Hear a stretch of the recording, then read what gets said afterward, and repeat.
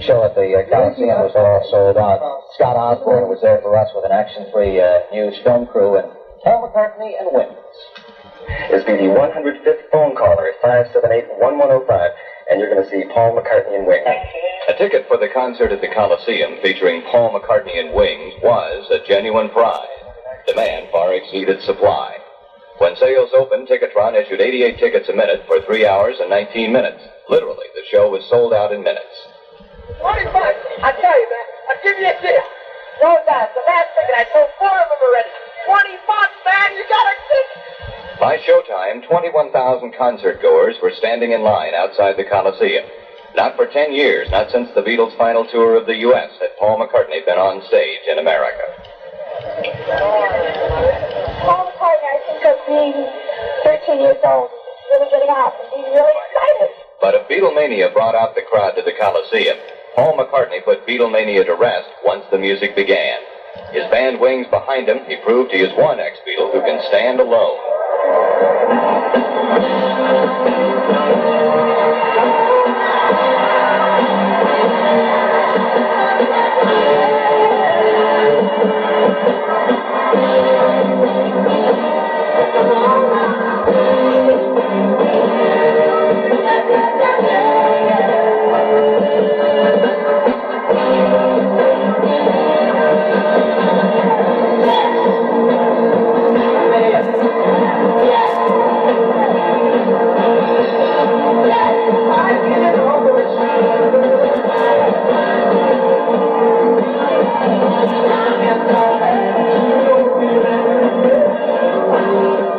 Ironically, Paul McCartney has been victimized in recent years by his own initial success as a member of the Beatles.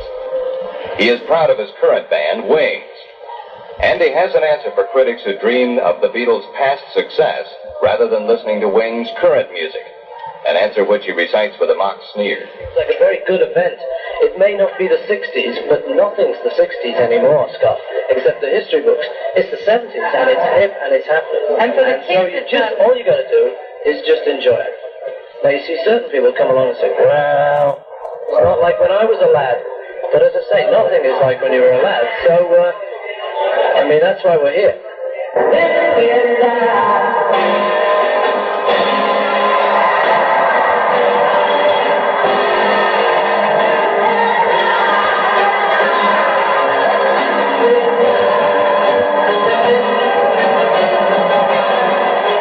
With theatrics and carefully woven arrangements, McCartney and Wings performed 26 songs, ranging from Lady Madonna out of the Beatle era to Silly Love Songs, Wings' current hit.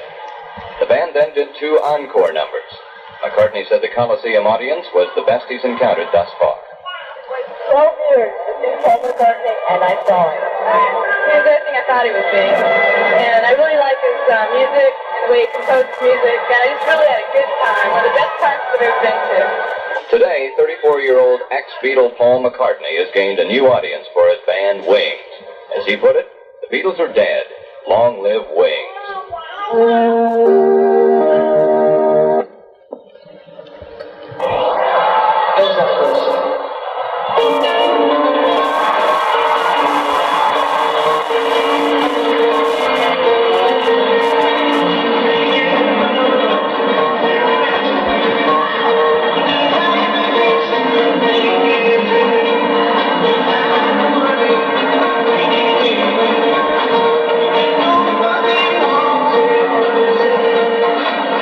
McCartney first sang Lady Madonna back in the 1960s, many critics regarded the song as a social statement. It was, they said, a startling description of poverty. Others imputed religious overtones of deep significance to Lady Madonna. After all, as a Beatle, McCartney himself was a social phenomenon, so his songs had significance.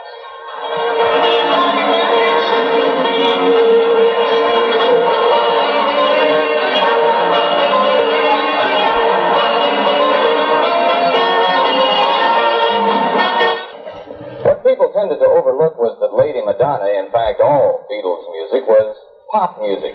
In the case of Lady Madonna, as a matter of fact, the piano stride sounds very much like that grand old man of rock and roll, Fats Domino, who never, so far as I can remember, was ascribed social significance. He just made good music. And that is what the Beatles did in the 60s, and what McCartney, at least, is doing now. Stephen Holder, reviewing McCartney's music in the current Rolling Stone, bemoans McCartney's post-Beatle records because they, quote, resemble collages built around simple musical fragments. But I ask, what were Beatles songs but collages built around simple musical fragments? McCartney's famous song, Eleanor Rigby, started out as a phrase in his head, nothing more, picks up the rice in the church where the wedding had been. The song was widely hailed for expressing the 60s sense of alienation and loneliness. Eleanor Rigby, you see, was a Beatles song. Yet, another McCartney song, called Another Day, which describes the loneliness of an English working girl, is, in my view, a better song in terms of expressing hopelessness in concrete terms. But you see, Another Day is regarded as simply another pop song. It's not a Beatles song. Paul himself often feels he's trapped by the Beatle myth, that he's caught up in a time warp. He's quick to point out that the 60s, years of idealism that permitted the Beatles to become heroes, are over. These are the 70s. Great age of disillusionment with almost everything, including perhaps McCartney himself.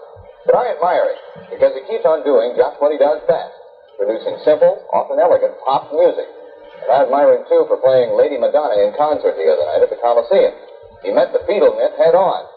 Besides, Lady Madonna is a fine pop song.